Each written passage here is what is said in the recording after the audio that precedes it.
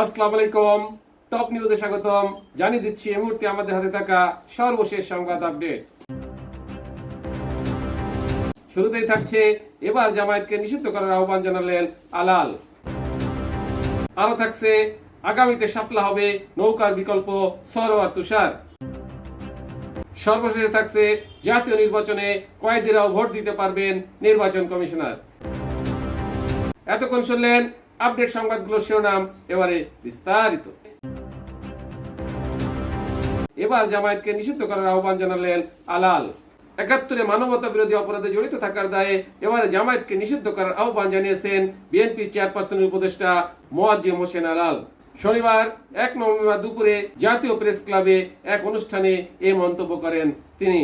৭১ হত্যাযজ্ঞের দায়ে জামায়াতকে নিষিদ্ধ করার আহ্বান জানিয়ে আলাল বলেন, বিএনপির পক্ষ থেকে দাবি তোলা উচিত ২৩-২৪ এবং এর আগের গণহত্যা, নির্মম নির্যাতন, নিপীড়ন, ভোটাধিকার হরণের জন্য যদি আওয়ামী লীগের কার্যক্রম নিষিদ্ধ হতে পারে, তাহলে ৭১ গণহত্যা, ধর্ষণ, নারকীয় হত্যাযজ্ঞের কারণে জামায়াতে ইসলামকেও নিষিদ্ধ করতে হবে।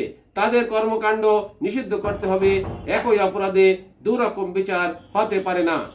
আগামীতে শাপলা হবে নৌকার বিকল্প সরোয়ার তুষার। আগামী ত্রয়োদশ জাতীয় সংসদ নির্বাচনে শাপলা কলি অন্তর্ভুক্ত করা গেলে শাপলা ফুলও অন্তর্ভুক্ত করা যাবে।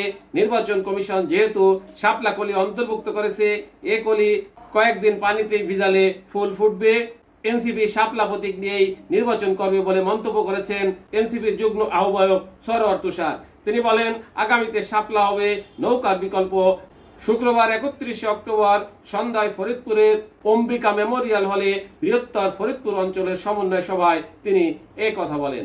এ সময় নির্বাচন কমিশনকে উদ্দেশ্য করে তুষার বলেন, অনেক জল গোলা করেছেন, একবার দিব না বলে ফেলছেন, দিবেন না, এই ইগোর জায়গায় যাবেন না।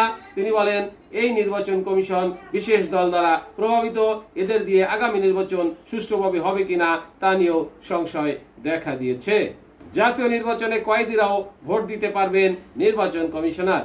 আগামী ত্রয়োদশ জাতীয় সংসদ নির্বাচনে কয়েদিরাও ভোট দিতে পারবেন বলে জানিয়েছেন নির্বাচন কমিশনার মোহাম্মদ আনোয়ারুল ইসলাম সরকার। তিনি বলেন, নির্বাচন কমিশন ইসি ইতিমধ্যে সেই ব্যবস্থা করছে।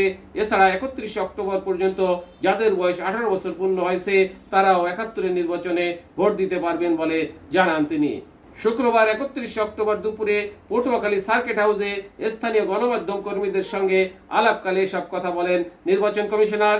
এর আগে তিনি নির্বাচন প্রক্রিয়ায় ভোট গ্রহণকারী কর্মকর্তাদের দায়িত্ব পালনে চ্যালেঞ্জ সমূহ নিরূপণ ও উত্তরণের উপায় শীর্ষক কর্মশালায় যোগ দিতে সকালে পটুয়াখালী আসেন। টপ নিউজ এখনকার মতো শেষ করছি। আল্লাহ হাফেজ।